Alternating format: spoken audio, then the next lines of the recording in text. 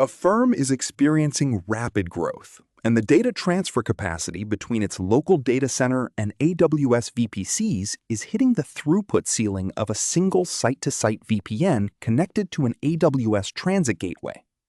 The network engineering team must design a solution to alleviate this bottleneck, ensuring both high availability and scalability of the AWS Transit Gateway. Which strategy satisfies these architectural needs? A firm is experiencing rapid growth, and the data transfer capacity between its local data center and AWS VPCs is hitting the throughput ceiling of a single site-to-site VPN connected to an AWS Transit Gateway. The network engineering team must design a solution to alleviate this bottleneck, ensuring both high availability and scalability of the VPN bandwidth. Which strategy satisfies these architectural needs? Okay. Question 1. A company uses one site-to-site VPN tunnel to the transit gateway to receive data from on-premises. The company's network engineers recently experienced TCP traffic spikes and congestion on the connections. The engineers are looking to use multiple VPN tunnels to increase bandwidth and capacity while also decreasing congestion on the connections. Which of the following solutions would most efficiently meet this requirement for the company? Option A. Deploy multiple site-to-site VPN tunnels using dynamic BGP routing to the transit gateway and enable equal-cost multipath routing. Option B.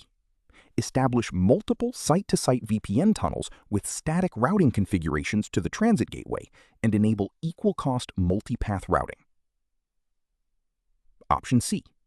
Provision an additional site-to-site VPN tunnel to the transit gateway and apply VPN acceleration to the connections.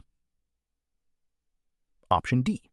Install a virtual appliance VPN solution on a high-capacity EC2 instance.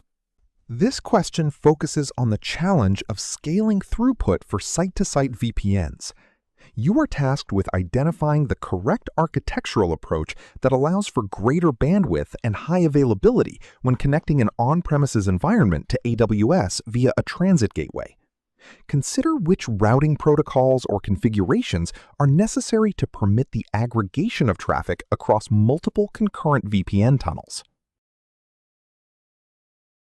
In my view, the correct answer is option A.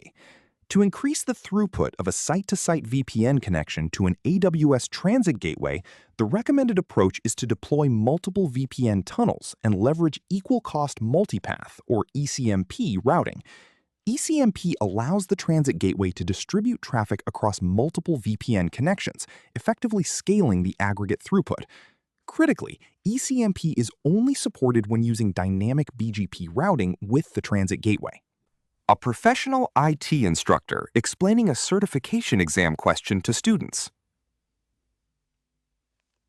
Option B is incorrect because Transit Gateway requires BGP for ECMP functionality, so static routing will not work.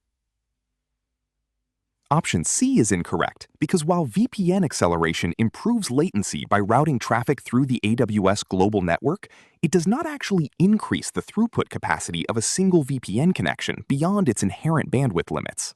Lastly, option D is incorrect because it introduces unnecessary operational complexity by manually managing software appliances. This does not represent a standard, scalable AWS networking architecture for this requirement. As an exam tip, always remember that ECMP and dynamic routing are deeply linked when you need to scale network bandwidth on the AWS Transit Gateway.